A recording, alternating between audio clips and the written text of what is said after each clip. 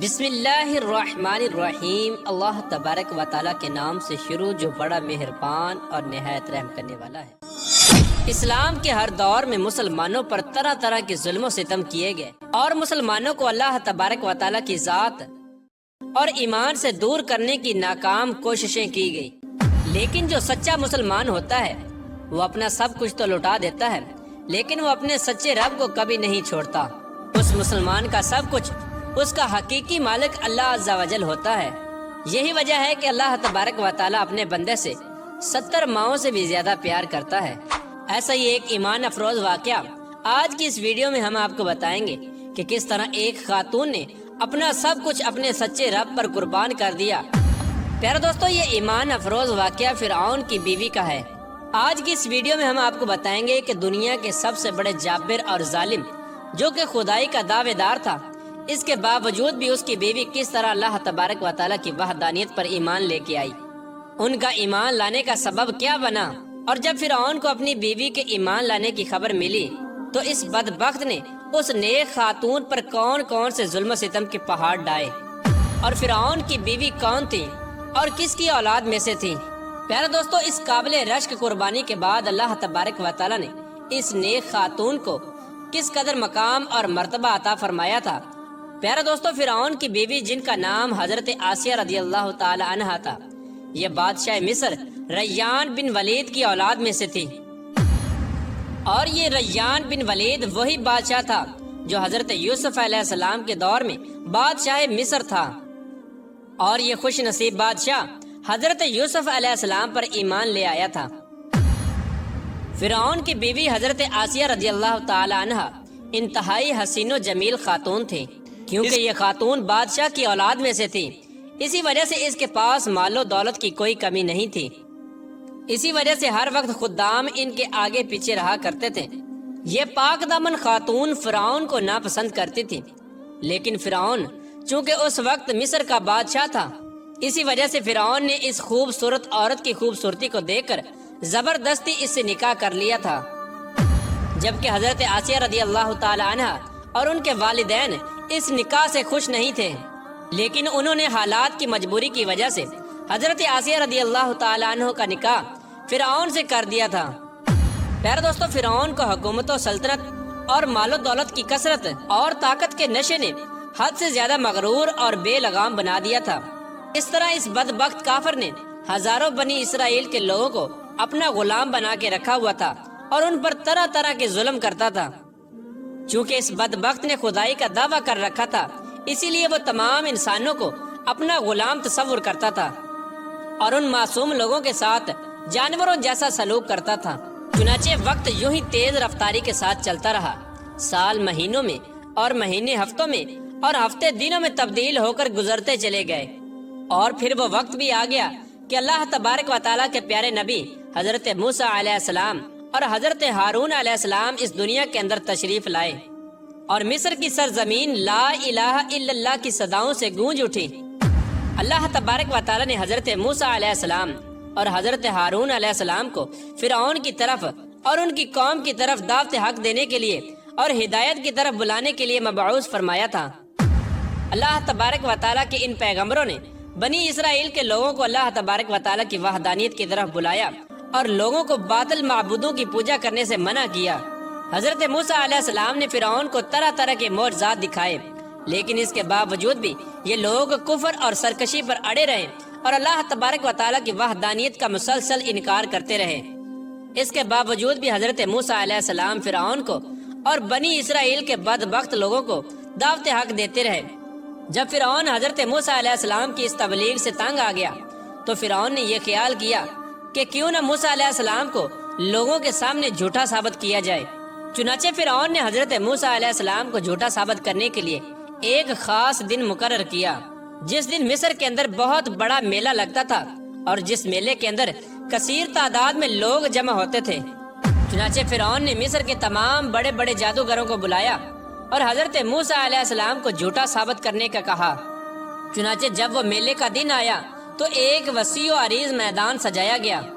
اور ادھر فرعون اپنی فرعونیت کے نشے میں مخمور ہو کر اپنے عالی شان تخت پر جا بیٹھا، اور سلطنت کے کونے کونے سے بلائے گئے बड़े बड़े जादूगर भी जमा हो चुके थे और इस तरह हजारों अफराद का मजमा भी जमा हो चुका था और ये हक और बातिल का अजीम तरीन मार्का था जिसको देखने के लिए बेशुमार लोग जमा हुए थे। और इधर अल्लाह तबारक व तआला के सच्चे नबी हजरत मूसा अलैहिस्सलाम और हजरत हारून अलैहिस्सलाम भी तशरीफ ला चुके थे और हजरत मूसा अलैहिस्सलाम के चेहरे अनवर पर जाहो जलाल नजर आ रहा था। चुनाचे इस अजीम मार्के का आगाज हुआ और जादूगरों ने फिरऔन की इज्जत की कसम खाकर अपने जादू की लाठियां और रस्सियां फेंकनी शुरू कर दी। तो वो लाठियां और रस्सियां एकदम से सांप बनकर पूरे मैदान के अंदर दौड़ने लगी। इन सांपों को देखकर पूरे मजमे के अंदर खौफ व हिरास फैल गया और तमाम लोग बदहवास होकर इधर उधर भागने लगे। इधर फिरऔन और उसके जादूगर अपने नशे में बदमस्त होकर तालियां बजाने लगे और इस मंजर को देखकर खुश होने लगे। और उधर अल्लाह तबारक व तआला ने अपने प्यारे पैगंबर हजरत मूसा अलैहिस्सलाम को अपना असा मुबारक फेंकने का हुक्म दिया। तो उस वक्त हजरत मूसा अलैहिस्सलाम ने अल्लाह तबारक व तआला के हुक्म की तकमील करते हुए अपने असा मुबारक को उन सांपों के हजूम में डाल दिया। चुनाचे देखते ही देखते हजरत मूसा अलैहिस्सलाम का वो असा एक खौफनाक और हैबतनाक अजदहा बनकर नमूदार हुआ जिसने जादूगरों के तमाम छोटे छोटे सांपों को निगल लिया। हक और बातिल का ये अजीमुशान मोर्जा देखकर जादूगरों के दिलों में ईमान का नूर चमक उठा और तमाम जादूगर अल्लाह तबारक व तआला की बारगाह में सजदे में गिर गए और तमाम जादूगरों ने अल्लाह तबारक व तआला की वहदानियत की तस्दीक की और अल्लाह तबारक व तआला की सच्ची जात पर ईमान ले आए। चुनाचे जब हजरत मूसा अलैहिस्सलाम के इस अजीमुशान मोर्जे और जादूगरों के ईमान लाने की खबर हजरत आसिया रदी अल्लाह तआला अन्हु को पहुंची तो उस वक्त हजरत आसिया रदी अल्लाह तआला अन्हु के दिल में भी फौरन हक का नूर चमक उठा और इस तरह हजरत आसिया रदी अल्लाह तआला अन्हा अल्लाह तबारक व तआला की वहदानियत पर ईमान ले आई। लेकिन उनका ईमान लाना इतना आसान न था क्योंकि वो एक जाबर और जालिम और खुदाई के दावेदार बदबख्त हुक्मरान की बीवी थी और हजरत आसिया रदी अल्लाह तआला अन्हु के दिल में ये भी डर था कि अगर फिरऔन को मेरे ईमान का पता चल गया तो वह जालिम बादशाह मुझ पर जुल्म सितम के पहाड़ डालेगा और अपने जुल्म की तमाम हदें पार कर देगा। लेकिन इसके बावजूद भी हजरत आसिया रदी अल्लाह तआला अन्हु ने अपना सब कुछ अल्लाह तबारक व तआला की जात पर छोड़ दिया और अल्लाह तबारक व तआला की वहदानियत पर ईमान ले आई। इब्तिदा में हजरत आसिया रदी अल्लाह तआला अन्हु ने अपने ईमान को किसी पर जाहिर न किया। कुछ अरसा यूं ही गुजरता रहा और फिर एक दिन ऐसा अजीबो गरीब वाक़या पेश आया जिस वाक़े के बाद हजरत आसिया रदी अल्लाह तआला अन्हु के दिल में फिरऔन के लिए मजीद गजब की आग भड़क उठी और हजरत आसिया रदी अल्लाह तआला अन्हा फिरऔन से मजीद नफरत करने लगी और फिरऔन के मुसलमानों पर किए जाने वाले जुल्म सितम हजरत आसिया रदी अल्लाह तआला अन्हु के लिए नाकाबिले बर्दाश्त थे। चुनाचे वो इबरतनाक वाक़या कुछ यूं पेश आया कि फिरऔन की बेटी के एक खादमा थी जो फिरऔन की बेटी के सर में कंघी किया करती थी। एक दिन उस खादमा के हाथ से कंघी गिर गई तो उस खादमा ने बिस्मिल्लाह पढ़कर उस कंघी को उठा लिया। उस वक्त फिरऔन की बेटी ने इन कालिमात को सुन लिया और फिरऔन से जाकर उस खादमा की शिकायत कर दी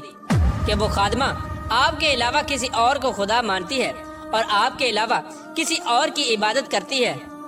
ये बात सुनकर फिरऔन लाल पीला हो गया और उसने गजबनाक होकर उस खादमा को अपने दरबार में बुलाया और उस खादमा के ईमान लाने की हकीकत दरियाफ्त की कि आखिरकार वो किसको खुदा मानती है। और फिरऔन उससे कहने लगा, क्या तू मेरे अलावा किसी और को खुदा मानती है? तो उस वक्त उस खादमा ने फौरन जवाब दिया कि हाँ, मेरा और तेरा रब अल्लाह अज़्ज़ा वजल है, वही वाहदहु ला शरीक है और उसके अलावा उसका कोई शरीक नहीं। चुनाचे खादमा की ये बात सुनकर फिरऔन उस पर मजीद गजबनाक हो गया। चुनाचे फिरऔन ने उस खादमा को और उनके मासूम बच्चों को खौलते हुए तेल में डाल दिया और उनको शहीद कर दिया। ये खौफनाक और दिल खराश मंजर उस वक्त फिरऔन की बीवी भी देख रही थी। इसी दौरान अल्लाह तबारक व तआला की कुदरत की जलवा गरी हुई और अल्लाह तबारक व तआला ने हजरत आसिया रदी अल्लाह तआला अन्हु की आंखों से गैब के पर्दे उठा दिए थे और फिरऔन की बीवी की बसीरत को रोशन फरमा दिया था। और फिरऔन की बीवी ने यह मंजर भी देखा कि फरिश्ते उस खादमा की रूह को लेकर आसमान की तरफ जा रहे हैं। इस तरह फरिश्तों को देखने के बाद फिरऔन की बीवी का ईमान मजीद मजबूत हो गया और वो मजीद अल्लाह तबारक व तआला की वहदानियत का यकीन करने लगी और हजरत मूसा अलैहिस्सलाम की सदाकत اور حقانیت بھی واضح ہو گئی۔ اس خوفناک منظر کو دیکھنے کے بعد فرعون کی بیوی سوچ میں پڑ گئی اور سوچنے لگی کہ میں مسلمان ہونے کے باوجود بھی مسلمانوں پر ہونے والے ان تمام تر ظلم و ستم کو کس طرح برداشت کر سکتی ہوں۔ ابھی فرعون کی بیوی انہی خیالات کے اندر گم تھی کہ فرعون اپنی بیوی کے پاس آیا اور اس مظلوم عورت پر کیے جانے والے اپنے ظلم و ستم کی داستان کو اپنی بیوی کے ساتھ بیان کرنے لگا۔ اس وقت فرعون کی بیوی نے اپنے دل ہی دل میں فرعون کے خلاف بغاوت کا علم بلند کرنے کا ارادہ کر لیا تھا۔ جب فرعون نے اپنی بیوی کو اس مظلوم عورت کو شہید کرنے کی خبر دی تو فرعون کی بیوی نے فرعون سے کہا کہ اللہ تیری خرابی ہو، کس شے نے تجھے اللہ تبارک و تعالیٰ کے مقابلے میں اتنا بے باک کر دیا ہے؟ یہ بات سن کر فرعون ایک بار پھر بھڑک اٹھا اور اپنی بیوی سے کہنے لگا کہ تجھے بھی اسی جنون نے آ لیا ہے جس جنون کے اندر وہ خادمہ مبتلا تھی۔ چنانچہ اس کے جواب میں فرعون کی بیوی نے فرعون سے کہا کہ مجھے کوئی جنون نہیں آیا، میں تو اس خدا وحدہ لا شریک پر ایمان لا چکی ہوں جو میرا اور تیرا اور تمام جہانوں کا سچا رب ہے۔ اس طرح اس بہادر خاتون نے کھلا مکھلا فرعون کے سامنے اپنے ایمان کا اظہار کیا۔ فرعون اپنی بیوی کی یہ بات سن کر حیران و پریشان رہ گیا اور فرعون شروع میں بغیر کسی ظلم و ستم کے اپنی بیوی کو سمجھانے کی کوشش کرنے لگا، اور فرعون نے اپنی بیوی کو ایمان سے دور کرنے کے لیے ان کے والدین کو بھی بلایا اور ان کو دھمکی دینے لگا کہ اگر تمہاری بیٹی نے حضرت موسیٰ علیہ السلام کے خدا کا انکار نہ کیا تو ضرور یہ موت کا مزہ چکھے گی۔ چنانچہ حضرت آسیہ رضی اللہ تعالیٰ عنہ کے والدین نے تنہائی کے اندر حضرت آسیہ رضی اللہ تعالیٰ عنہ کو سمجھانے کی کوشش کی، لیکن حضرت آسیہ رضی اللہ تعالیٰ عنہ کا ایمان چونکہ مضبوط ہو چکا تھا، اسی وجہ سے انہوں نے ان کی بات ماننے سے انکار کر دیا، اور حضرت آسیہ رضی اللہ تعالیٰ عنہ اپنے والدین سے کہنے لگی کہ میں اللہ تبارک و تعالیٰ کی وحدانیت کا انکار نہیں کر سکتی، بے شک وہ سچا رب ہے۔ چنانچہ جب فرعون کا یہ حربہ بھی ناکام ہو گیا تو اس وقت فرعون نے اپنی بیوی کو طرح طرح کی اذیتیں دینے کا فیصلہ کیا تاکہ یہ اپنے ایمان سے دور ہو جائے اور مجھ کو خدا ماننے لگے۔ پیارے دوستو، روایات میں آتا ہے کہ فرعون کے حکم سے حضرت آسیہ رضی اللہ تعالی عنہ کو طرح طرح کی اذیتوں کے اندر مبتلا کر دیا گیا، حتیٰ کہ حضرت آسیہ رضی اللہ تعالی عنہ کے ہاتھوں اور پاؤں میں میخیں لگا کر دھوپ کے اندر سورج کی طرف رخ کر کے لٹا دیا گیا، اور آپ کے سینے کے اوپر چکی کا 12 بھرکم پتھر رکھ دیا گیا تاکہ آپ ہل نہ سکیں۔ لیکن ان تمام تر تکالیف اور مصائب کے باوجود بھی حضرت آسیہ رضی اللہ تعالی عنہ کے ایمان کے اندر ذرہ برابر بھی کمی نہ آئی، بلکہ ان تمام تر تکالیف کے باوجود بھی آپ کے ایمان کے اندر مزید اضافہ ہوتا چلا گیا۔ چنانچہ جب فرعون نے ان تمام تر تکالیف کے بعد اپنی بیوی سے ایمان سے پھرنے کا کہا تو حضرت آسیہ رضی اللہ تعالی عنہ نے بڑا ہی ایمان افروز اور ایمان کو تازہ کر دینے والا جواب دیا، جس سے فرعون کا گھمنڈ خاک میں مل گیا، اور فرعون حضرت آسیہ رضی اللہ تعالی عنہ کے ایمان اور ہمت کے آگے گھٹنے ٹیکنے پر مجبور ہو گیا۔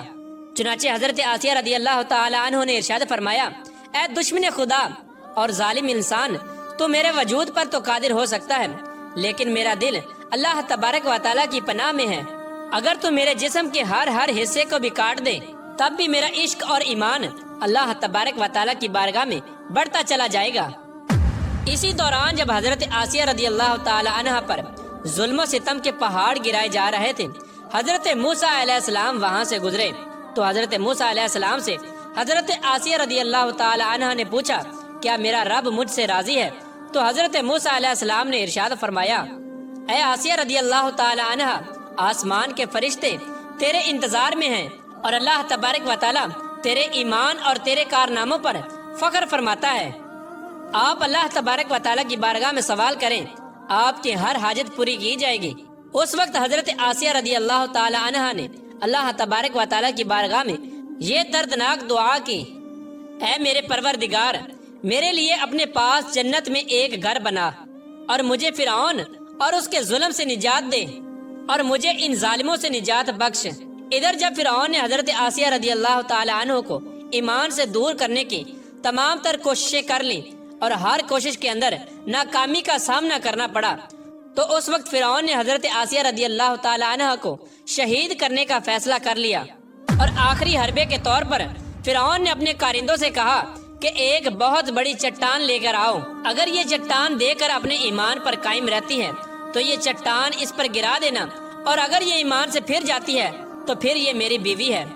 پیارے دوستو، اس خوفناک منظر کے وقت جہاں ایک طرف زندگی ہے اور دوسری طرف موت کھڑی ہے، تو اس وقت حضرت آسیہ رضی اللہ تعالی عنہا نے آسمان کی طرف نگاہ اٹھا کر دیکھی تو جنت کے اندر اپنا سفید موتیوں والا محل نظر آیا، جس سے آپ کا ایمان مزید بڑھ گیا، اور اسی حالت میں آپ کی روح پرواز کر جاتی ہے، اور اس کے بعد آپ رضی اللہ تعالی عنہ کے جسم مبارک پر وہ چٹان گرا دی جاتی ہے، اور وہ چٹان ایسے بدن پر گرتی ہے جس میں روح نہیں ہوتی۔ اس دردناک واقعے کے دوران جب فرعون اپنی بیوی پر طرح طرح کے ظلم کر رہا تھا، اس وقت اللہ تبارک و تعالی نے اپنے فرشتوں کو حضرت آسیہ رضی اللہ تعالی عنہ پر مقرر کر دیا تھا، اور وہ فرشتے حضرت آسیہ رضی اللہ تعالی عنہ پر سایہ کیے ہوئے تھے، اور ان کو جنت کے اندر اپنا مقام دکھا دیا تھا، جس کی وجہ سے حضرت آسیہ رضی اللہ تعالی عنہ کا ایمان مزید مضبوط ہو گیا، اور فرعون کی تمام مصیبتوں کو آپ بھول گئی۔ اس طرح حضرت آسیہ رضی اللہ تعالی عنہ نے دنیا کی تمام تر تکالیف اور مصیبتوں کو برداشت کیا، لیکن اللہ تبارک و تعالی کی وحدانیت کو نہیں چھوڑا،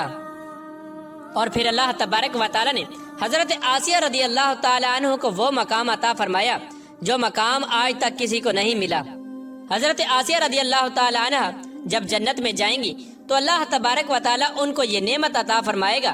کہ وہ جنت میں حضور پاک صلی اللہ تعالی علیہ وآلہ وسلم کی زوجہ محترمہ ہوں گی، اور اللہ تبارک و تعالی ان کا شمار حضور صلی اللہ تعالی علیہ وآلہ وسلم کی ازواج مطہرات میں فرمائے گا۔